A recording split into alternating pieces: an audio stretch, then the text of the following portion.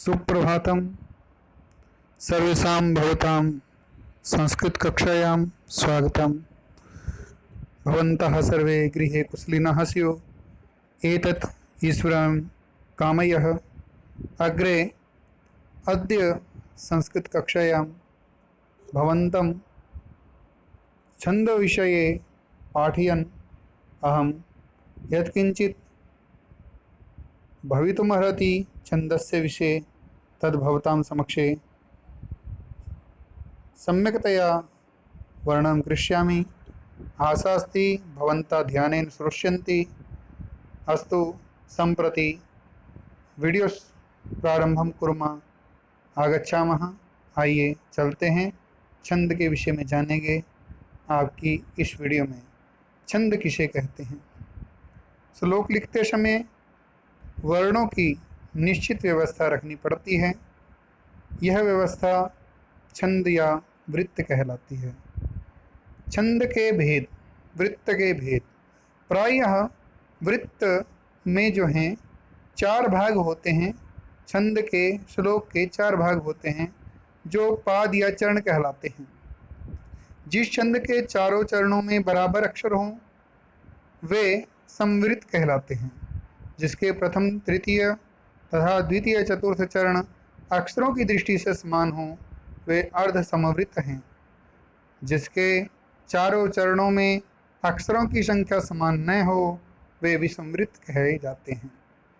3 तरह के वृत्त हैं हमारे पास। छंद हैं समवृत्त, अर्ध समवृत्त और विषमवृत्त। चारों चरणों में समान अक्षर समवृत्त। पहले तीसरे, दूसरे चौथे छंदों में समान अक्षर होना अर्ध समवृत्त कहलाता है। और चारों चरणों में समान अक्षरों की संख्या न होने पर विषमवृत्त कहलाते हैं। आगे बढ़ते हैं। लघु गुरु व्यवस्था। छंद की व्यवस्था वर्णों पर आधारित रहती है, मुख्यतः स्वर वर्ण पर। यह वर्ण छंद की दृष्टि से 2 प्रकार के होते हैं, लघु एवं गुरु। सामान्यतः ह्रस्व स्वर जो हैं लघु होते हैं और दीर्घ स्वर जो हैं वो गुरु कहलाते हैं। किंतु कुछ परिस्थितियों में ह्रस्व लघु न होकर गुरु माना जाता है। ऐसा छंद शास्त्र में होता है।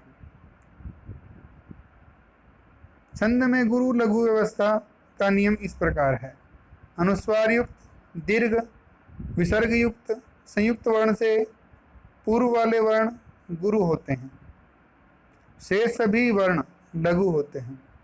छंद के किसी पाद का अंतिम वर्ण लघु होने पर भी आवश्यकता अनुसार गुरु मान लिया जाता है। यहाँ ध्यान देने योग्य बातें हैं, ध्यान दें।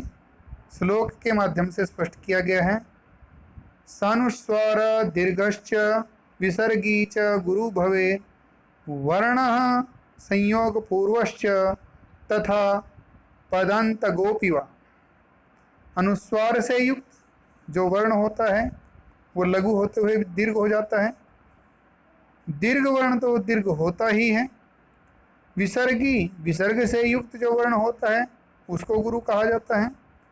और वर्ण संयोग पूर्व, संयुक्त वर्ण से पूर्व वाला जो वर्ण है वह भी गुरु माना जाता है। पदांतगो अपि, और पद के अंत में, छंद की अंतिम लाइन में छंद का जो पाद होता है, 4 चरण होते हैं, चरणों की अंतिम अक्षर भी गुरु माना जाता है, लघु अक्षर भी गुरु माना जाता है। गुरु एवं लघु के लिए अधोलिखित चिन्ह प्रयुक्त होते हैं जो आपकी स्क्रीन पर दिखाई दे रहे हैं। गुरु के लिए एस का चिन्ह, लघु के लिए आई का चिन्ह। लघु वर्ण अधोलिखित 4 दशाओं में गुरु मान लिया जाता है, गुरु वर्ण हो जाता है। अनुस्वार युक्त लघु वर्ण भी गुरु हो जाता है, जैसे अंशतः। यह अ जो है लघु होते हुए भी अनुस्वार से युक्त होने के कारण गुरु हो गया है। दूसरा नियम है विसर्ग युक्त लघु वर्ण भी गुरु हो जाता है, जैसे अंशतः। यहाँ पे त जो है लघु होते हुए भी विसर्ग युक्त होने के कारण, तह होने के कारण गुरु हो गया है। संयुक्त वर्ण के पूर्व वाला वर्ण भी गुरु हो जाता है। जैसे रक्तः, वहाँ पे र जो है लघु होते हुए भी संयुक्त या संयोग पूर्व वाला होने के कारण से रक में गुरु हो गया है र। चौथा नियम है छंद के पदांत में लघु वर्ण भी गुरु हो जाता है। अर्थात जहाँ पर छंद के पाद अर्थात चरण अर्थात लाइन का अंतिम अक्षर आता है वह भी लघु से गुरु हो जाता है। जैसे यहाँ पे देखिए, त्वमेव माता च पिता त्वमेव बंधुश्च सखा त्वमेव। यहाँ पर एक बार इस पंक्ति को ध्यान से देखेंगे और इसके ऊपर चिन्ह लगे हैं। वह जो है वो लघु है, ए गुरु है, वह फिर लघु है। माँ में आ दीर्घ है, गुरु का चिन्ह लगा है। ता में आ गुरु है, दीर्घ का चिन्ह लगा है, गुरु का चिन्ह ऐसा लगा है। और च में अ है, लघु है। प पे ई की मात्रा लघु है, आई का चिन्ह लगा हुआ है। ता में आ है, दीर्घ है, वह जो है लघु है। ए जो है वो गुरु है। और अंतिम व पद के अंत में होने के कारण से लघु होते हुए भी गुरु मान लिया गया है। यहाँ पदांत में व लघु होते हुए भी छंद की आवश्यकता अनुसार गुरु हो गया है। इस प्रकार छंद शास्त्र में ह्रस्व को गुरु मान लिया जाता है। किस किस अवस्था में? अनुस्वार युक्त होने पर, विसर्ग युक्त होने पर और पद के अंतिम में आने के कारण और संयुक्त वर्ण से पहले आने के कारण। ऐसे ही नियम हैं। अन्य जो लघु स्वर हैं अ इ उ, ये लघु ही रहते हैं और दीर्घ स्वर तो दीर्घ यानी गुरु होते ही हैं। धन्यवाद। आज की इस वीडियो में इतना ही।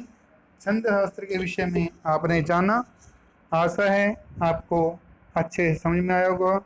जय तु संस्कृतम, जय